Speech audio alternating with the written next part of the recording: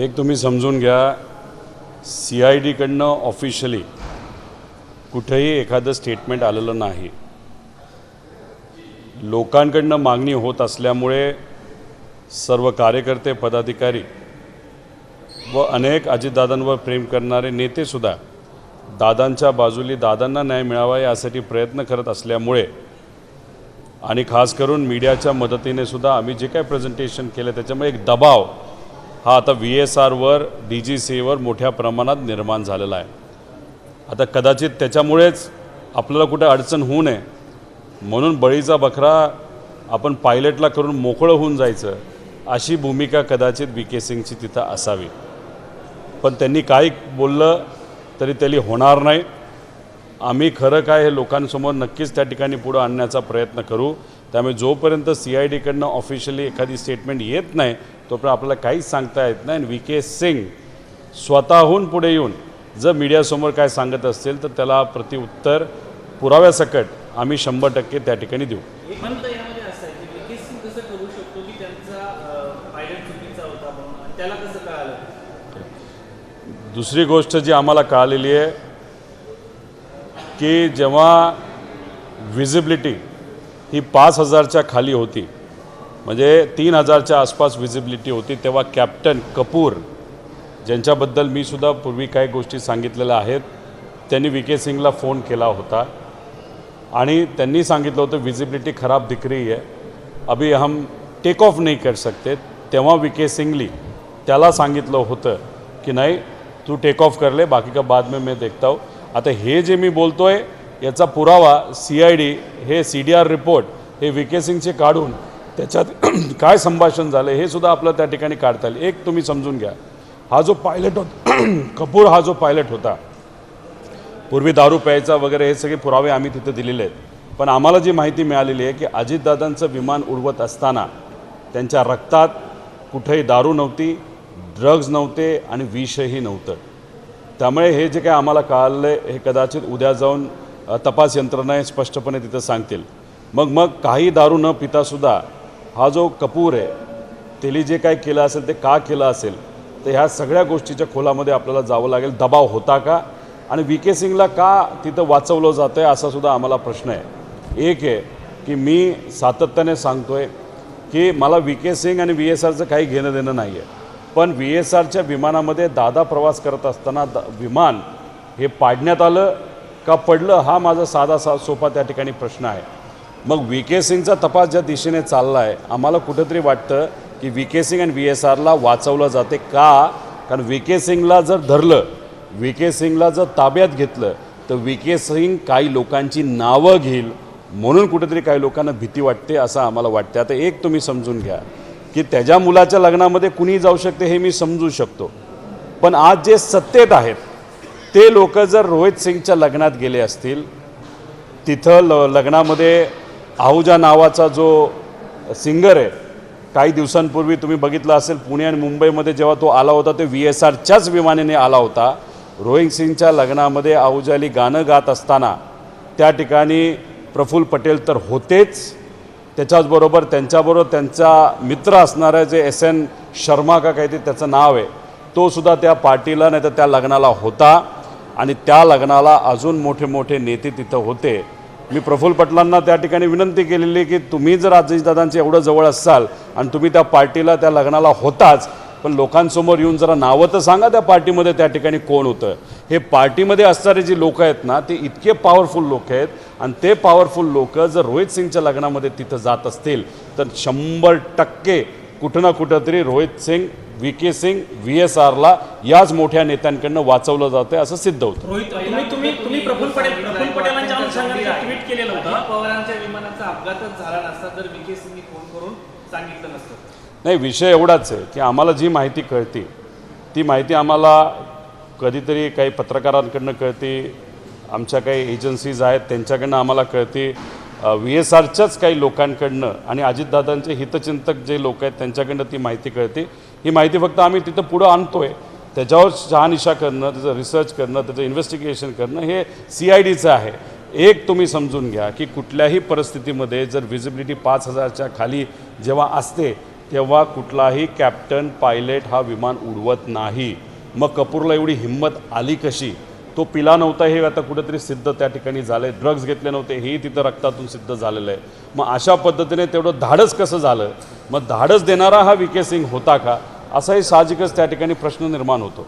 प्रफुल्ल पटेलांच्या अनुषंगानं तुम्ही 2 दिवसापूर्वी ट्विट केलेलं होतं आणि तुम्ही म्हटले होते की तुम्ही समोर येऊन या सगळ्याची उत्तरं द्या, कारण मी स्पष्ट म्हणत नाही पण शंका आहेत लोकांच्या मनात. प्रफुल्ल पटेलांनी त्याच्यावरती काही भाष्य केलं? मी तुम्हाला तेच सांगतो ना, एस.एन. शर्मा हा प्रफुल्ल पटेलच्या जवळ असणारा एकदम व्यक्ती आहे. तुम्ही थोडासा अभ्यास करा, तुम्हाला ते कळेल. प्रफुल्ल पटेल स्वतः रोहित सिंगच्या राजस्थानमध्ये जयपूरला झालेल्या लग्नामध्ये तिथं उपस्थित होते. तिथं गाणं गाणारा सुद्धा आहुजा होता हे मी तुम्हाला त्या ठिकाणी सांगतोय. हनी सिंग तिथं लोकांना हाय हॅलो करत हातामध्ये ग्लास घेत अशा पद्धतीच्या वातावरणामध्ये हे लोक रोहित सिंग व्ही.के. सिंग यांच्या खांद्याला खांदा लावून मस्ती करत होते, मजा करत होते, शुभेच्छा त्या ठिकाणी देत होते. आणि हाच तो रोहित सिंग, हाच तो व्ही.के. सिंग ज्यांची VSR नावाची कंपनी जी 2023ला एकनाथ शिंदे साहेबांना डाओसला घेऊन जात असताना खूप मोठी चूक त्यांच्या तिथं झाली होती. योगायोगाने आणि चांगल्या हेतूतून आपण असं समजूया की एकनाथ शिंदे साहेबांचा कुठं त्या ठिकाणी ॲक्सिडेंट तिथं झाला नाही. पण मग हीच ती कंपनी, हाच तो व्ही.के. सिंग, हाच तो रोहित सिंग आणि हीच ती VSR कंपनी ज्याच्या दादांचा त्याच्यामध्ये घातपात नाहीतर घात नाहीतर ॲक्सिडेंट तिथं झालेला. एवढा मोठा योगायोग कसा होऊ शकतो? प्रफुल्ल पटेल उत्तर देत नाही. गरज सुरू व्हायला लागलं असं मला वाटतंय. प्रफुल्ल पटेलांनी उत्तर द्यायला पाहिजे, ते उत्तर देत नाही. मग दिलं पाहिजे ना उत्तर. मी सरळ हे बघा, संशय का हो वाढत चाललं एक तुम्ही समजून घ्या.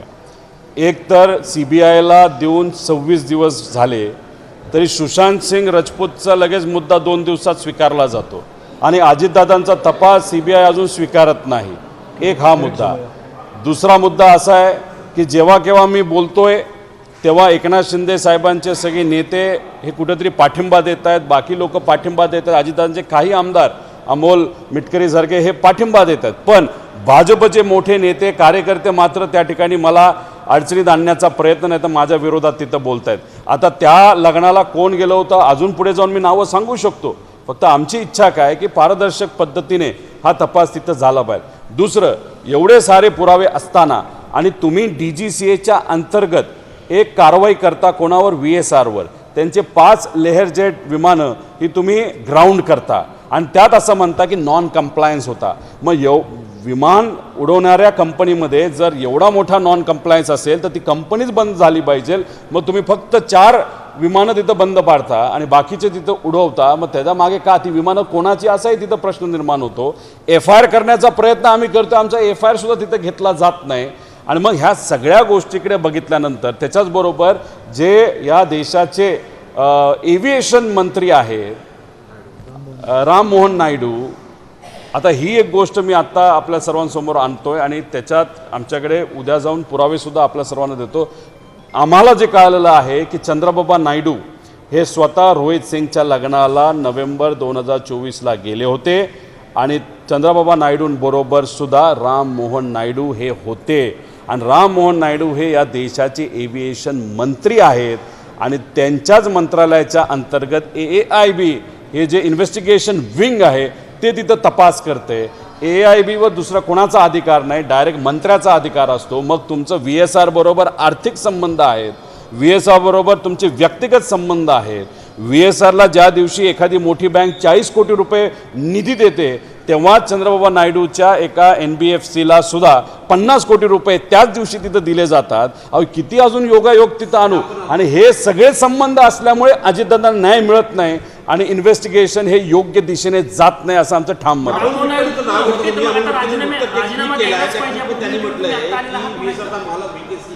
यांनी व्हॉट्सअप करून कॉल करून मीडियापासून दूर राहण्यासाठी सांगितलं होतं, खास करून पिंकी माळीच्या आईला आणि त्याच्या भावाला द्या. आणि सोबतच त्याच्या रेकॉर्डेड कॉलमध्ये हे सुद्धा त्यांनी दावा केला आहे मिटकरी यांनी की पायलट यांनी अजित पवार इनको फ्लाईट को ठोक दिया अशी ही भाषा वापरलेली आहे असा दावा अमोल मिटकर यांनी केला. याचाच एक ऑडिओ मुंबईमध्ये जेव्हा प्रेस कॉन्फरन्स झाली होती त्या प्रेस कॉन्फरन्समध्ये आम्ही दिला होता की एक वकील व्ही.के. सिंगचा असा बोलतोय कि उस पायलट ने ठोक दिया. हा एक मुद्दा त्याच्यामध्ये आहे. त्याच्याचबरोबर ते माळी परिवार आहे, ते स्वतःच्या मुलीला न्याय मिळावा यासाठी आणि खास करून अजितदादांना न्याय मिळावा, या दोघांना न्याय मिळावा अशासाठी ते तिथं प्रयत्न करतात.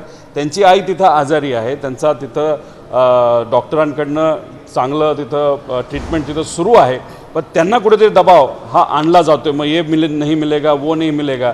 आणि ह्याच्यात कुठंतरी VK सिंगला असं वाटतंय, आता CIDकडे जात असताना AK-47 घेऊन जाणारा माणूस म्हणजे किती पोचलेला असेल तुम्ही त्या ठिकाणी बघा.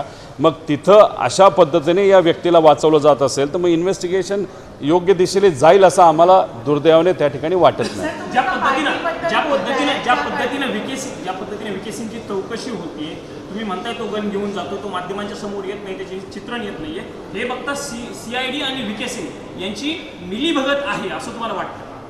नाही, CIDमध्ये असणारे अधिकारी चांगले आहेत, ते काय खराब आहेत असं मी म्हणणार नाही, कारण का शेवटी ते महाराष्ट्र पोलीसची लोक आहेत, त्यांच्यावर आमचा विश्वास आहे. पण शेवटी कसं असतं की आता तशीच घटना जे मरीन ड्राईव्ह पोलीस स्टेशनवर FIR तर आमचा PI घेतच होता, टायपिंग करायला सुरुवात झाली होती, आमचा व्हिडिओ त्याच्यामध्ये स्टेटमेंट त्या ठिकाणी घेतलं जात होतं आणि त्याच्यातच वरून एक मोठा अधिकारी तिथे आला आणि ते सगळं थांबवलं आणि त्या अधिकाऱ्याला अजून कुणीतरी तिथं फोन केलं होतं, प्रेशर टाकलं होतं.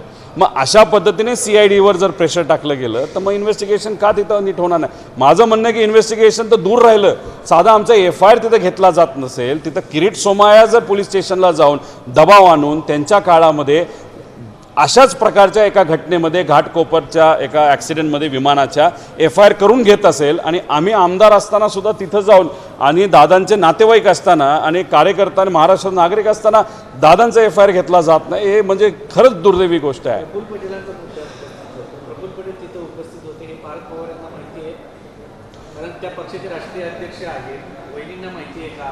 कारण जर त्यांना एवढं सगळं माहिती असताना इतके दिवस प्रफुल्ल पटेलांनी का सांगितलं नाही? हे बघा, मी आता माहिती तिथं दिलेली आहे आणि याच्यातच त्या दिवशी आणि त्याच्या आदल्या दिवशी आणि त्याच्यानंतरच्या दिवशी तुम्ही जयपूरचे जे विमानतळ आहे त्या विमानतळाला VSRच्याच कंपनीच्या विमानातून मला जे कळालं चंद्रबाबा नायडू हे तिथं जयपूरला पोचले होते. व्हिडिओ फुटेज तुम्ही तिथं काढा, आमच्याकडे काही तपास आहे पण आम्ही 5 दिवसानंतर तो त्या ठिकाणी तपास समोर आणू. म्हणजे याच्यामध्ये राम मोहन नायडू जे एव्हिएशन मंत्री आहेत ते सुद्धा जयपूरला रोहित सिंगच्या लग्नात होते, चंद्रबाबा नायडू सुद्धा तिथं होते आणि प्रफुल्ल पटेल सुद्धा तिथं होते. मग माझं असं मत आहे की अजितदादांबरोबर एवढे वर्ष जर प्रफुल्ल पटेलांनी त्या ठिकाणी काम केलं असेल आणि त्यांना माहिती होतं की रोहित सिंग बरोबर कोण तिथं एकत्रित आहे, नाही तर रोहित सिंगचे संबंध कोणाकोणाबरोबर आहे, VK सिंगचे संबंध कोणाकोणाबरोबर आहे, मग तुम्ही लॉयल दादांबरोबर विचाराबरोबर न राहिला, तुम्ही फक्त व्यक्तिगत स्वार्थी निर्णय त्या ठिकाणी घेतला, नाही तर स्वार्थ फक्त तुम्ही जपला असं आपल्याला म्हणावं लागेल. त्यामुळे तुम्हाला एवढ्या गोष्टी माहीत असून सुद्धा जर तुम्ही पुढे येत नसाल, तिथं प्रेस कॉन्फरन्स घेत नसाल तर मग ह्याला काय म्हणणार? आता आम्ही प्रफुल्ल पटेलांच्या प्रेससाठी तिथं थांबलोय आणि आमचं असं सुद्धा मत आहे की राम मोहन नायडू जे या देशाचे एव्हिएशन मंत्री आहेत त्यांनी सुद्धा प्रेस कॉन्फरन्स घ्यावी आणि ह्या सगळ्या गोष्टी तिथं समोर आणाव्या. DGCL प्रेस कॉन्फरन्स घ्यावी. आम्ही जे बोलतोय ते खोटं आहे सिद्ध त्या ठिकाणी त्यांनी करून दाखवावं, स्टेटमेंट द्यायचं नाही पण सिद्ध करून त्या ठिकाणी दाखवायचं. आता आम्हाला आज कुठेतरी वाटत होतं जय पवार सुद्धा त्यांचा म्हणजे त्यांच्याकडे सुद्धा काही माहिती असेल आणि ती लोकांसमोर ते आणतील, पण आज काही कारणांमुळे ती प्रेस कुठेतरी पुढे गेली असं आम्हाला कळालं आहे. पण तिथं सत्तेचा वापर करून त्यांच्याकडे बरीच काय माहिती ही नक्कीच येऊ शकते आणि मग सगळ्यांचाच प्रयत्न आहे की अजितदादांना न्याय मिळाला पाहिजे. सर, लग्नाच्या निमित्ताने जी पार्टीबद्दल तुम्ही सांगताय त्याने तुम्ही मोठं पंडोरा बॉक्स उघडता असं समजू नये. ड्रग्स पार्टी, रेव पार्टी ह्याचं पण इन्व्हॉल्वमेंट कुठं होतं का? नाही, लग्न होतं. VK सिंगची स्टाईल थोडीशी भपकेबाजीची आहे. त्या लग्नामध्ये आहूजा का काय त्याचं नाव कदाचित मी चुकीचं घेत असेल, पुण्यात आणि मुंबईमध्ये VSRचे विमान आली, काल परवा तो आला होता काही शो करण्यासाठी.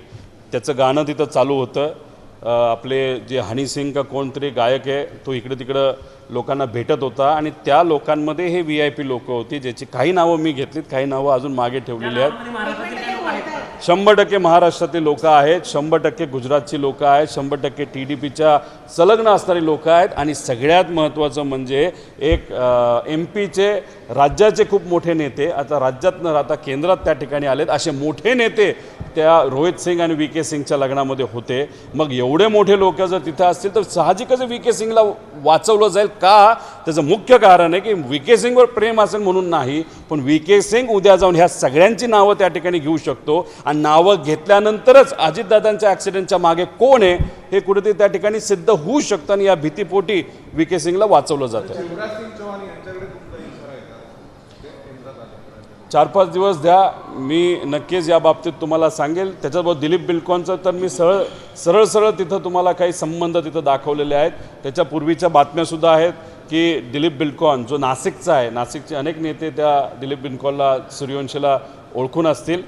MP मध्ये सगळ्यात मोठं त्याचं काम आहे आणि त्याचे आणि कोणाचे संबंध हे लोकांना तिथं माहिती आहे. त्यामुळे असे सगळे लोक त्या रोहित सिंगच्या लग्नात, हे बघा लग्नात जाणं विणं लोक म्हणतील काय रिलेशन, पण विषय एवढाच आहे की एवढे मोठे लोक एका छोट्याशा व्यावसायिकाच्या लग्नाला तिथं जात असतील तर याच्यावरूनच समजून घ्या की तो छोटा व्यावसायिक नाही, तो पोचलेला व्यावसायिक आहे आणि तो पोचलेला असल्यामुळेच आज त्याला वाचवलं जाते आणि त्याला वाचवलं जाते म्हणूनच दादांना दुर्दैवाने त्या ठिकाणी न्याय मिळत एक नाही. मुद्दा आहे की पार्थ पवार, जय पवार आणि सुमित्रा पवार यांना या गोष्टीची माहिती होती का?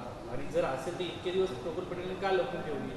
ज्या व्यक्तीवरती, ज्याच्या कंपनीवरती कारवाई व्हावी म्हणून जय पवार सांगतायत, त्याचे आणि प्रफुल्ल पटेलांचे संबंध आहेत हे तुम्ही सांगता याच्यावरून सिद्ध होतं. याच्यामुळे कुठेतरी त्यांचं आतमध्ये घुसमट होते का? किंवा प्रफुल्ल पटेलांच्या बाबतीत त्यांच्या मनामध्ये काही सुरू आहे का?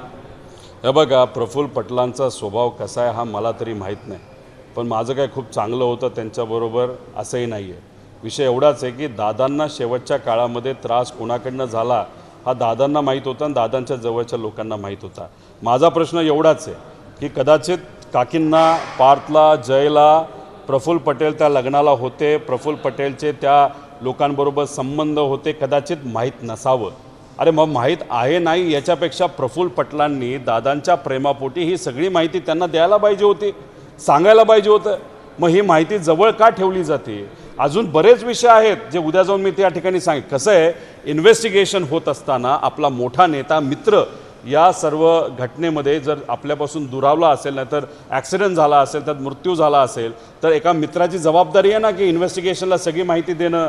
मी ओळखत होतो, मी गेलो होतो, हा माणूस तिथं दिसला, आज एव्हिएशन मंत्रीसुद्धा त्या लग्नाला तिथं होते. मग प्रफुल्ल पटेलांनी समोर येऊन, प्रफुल्ल पटेल स्वतः माझी एव्हिएशन मंत्री आहे, त्यांनी सांगायला पाहिजे होते की अरे मंत्री तिथं मला दिसला होता तर आमच्या दादांना न्याय मिळू शकत नाही, असं बोलायला पाहिजे होतं ना. का नाही झाली हिंमत? मग हिंमत झाली नाही त्याचं कारण वेगळं असू शकतं, म्हणून कुठेतरी खोलात गेलं पाहिजे असं आमचं मत आहे. मग एका बाजूला मित्र होते, एका बाजूला आमचे नेते होते तुम्ही म्हणता, आणि दुसऱ्या बाजूला माहिती तुम्ही जर लपवत असाल तर कुठं ना कुठंतरी दाल में कुछ काला आहे असं आमचं स्पष्टपणे त्याच्यामध्ये मत आहे. तुम्ही आज अखिलेश यादव यांची भेट घेतली, काय चर्चा झाली, संसदेमध्ये भेटीगाठी गेल्यात, अजून किती भेटीची? अखिलेश यादव साहेबांशी आत्ताच आमची भेट तिथं झाली. बराच वेळ त्यांनी तिथं दिला. त्यांना उत्तर प्रदेशमध्ये जायचं होतं, काही महत्त्वाचा कार्यक्रम असल्यामुळे, तर त्यांनी थोडक्यात जी काय माहिती समजून घ्यायची होती ती त्यांनी तिथं घेतली. आणि त्यांचं मत असं आलं की त्यांचे काही सांसद आहेत, जे खासदार आहेत, त्यांना तुम्ही आज संध्याकाळी थोडंसं भेटावं, जे सातत्याने पार्लमेंटमध्ये तिथं बोलत असतात, आणि सगळी माहिती त्या 3-4 MPsला तुम्ही तिथं द्या. त्यांच्याकडनं एक रिसर्च केला जाईल, एक रिपोर्ट केला जाईल, आणि मग पार्लमेंटमध्ये 100% महाराष्ट्रामध्ये लोक अजितदादाला न्याय मिळावं यासाठी लढतायत, तुम्ही लढतायत. पण सत्तेत असणारे लोक त्यांना सहकार्य करत नसले तरी आमचा पक्ष नक्कीच पार्लमेंटमध्ये, नाही तर आमच्या लेवलला जिथं कुठं करायचं तिथं आम्ही पाठिंबा देऊ, असं अखिलेश यादव साहेबांनी त्या ठिकाणी आम्हा सगळ्यांना आश्वासित केलं. साधारणतः आणखी कोणाकोणाच्या भेटी? कारण परवा दिवशी तुम्ही 3 लोकांच्या भेटी घेतल्या, अरविंद केजरीवाल यांच्यासह बाकीच्यांच्या. आज अखिलेश यादव आणखी कोणा? आज संध्याकाळी अखिलेश यादव साहेबांच्या काही खासदारांना आम्ही त्या ठिकाणी भेटणार आहोत. त्याच्याचबरोबर कन्नमोळी मॅडमला त्या ठिकाणी आम्ही भेटणार आहोतच. 2-3 दिवसानंतर आम्ही झारखंडला सुद्धा तिथं जाऊन तिथे असणारे नेते सोरेन साहेबांना तिथं आम्ही भेटणार आहोत. राहुल गांधीजींची वेळ ही आम्ही तिथं मागितलेली, ती उद्या परवा नक्कीच मिळेल असं आम्हाला वाटतं. आम्ही TMCच्या नेत्या ममता बॅनर्जी मॅडमला सुद्धा तिथं विनंती केलेली. तिथं फक्त थोडंसं आंदोलन आणि काही गोष्टी सुरू असल्यामुळे त्यांनी पुढच्या काही दिवसांमध्ये वेळ दिलेली आहे. त्यामुळे सर्व लोकांना आम्ही भेटल्याशिवाय आम्ही दिल्ली तर काही त्या ठिकाणी सोडणार नाही. ABP माझा, उघडा डोळे बघा नीट.